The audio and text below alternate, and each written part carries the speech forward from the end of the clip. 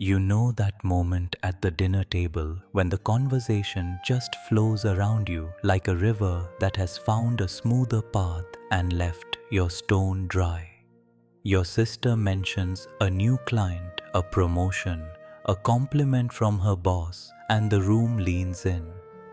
You cleared a mountain of paperwork last week, solved a problem no one else could, and when you mentioned it, the pause was polite. Then the river moved on. I have watched this scene 1,000 times in 1,000 homes, and I know the quiet ache that settles in your chest. You think perhaps that if they do not see you, then you are not really there. But listen, their eyes are not the mirror that defines you. You are not invisible, dear one.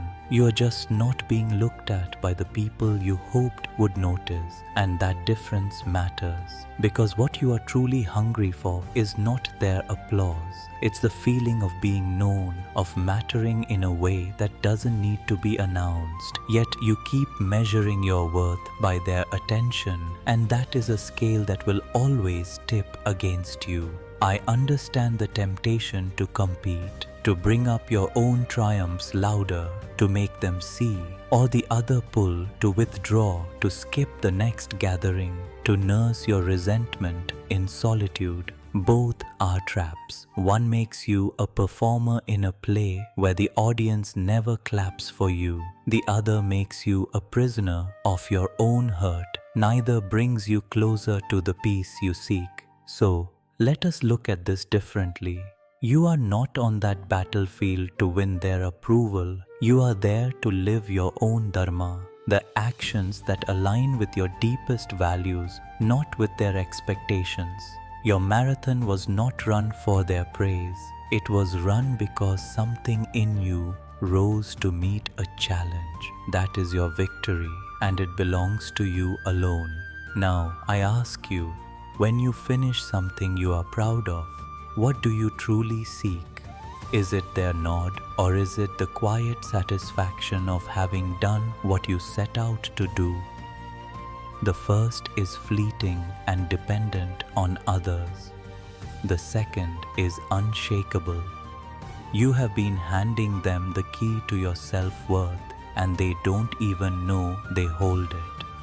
Take it back. Here is what you will do. Tonight, before you sleep, take out a piece of paper and write down one achievement you are proud of. Not the marathon if you wish, but something that mattered to you. Write why it matters. Write the effort, the struggle, the growth. This is not for anyone else to see. It is for you to remember. When you sit at that table again and the conversation drifts to her, let your hand rest on that memory. Let it be your anchor.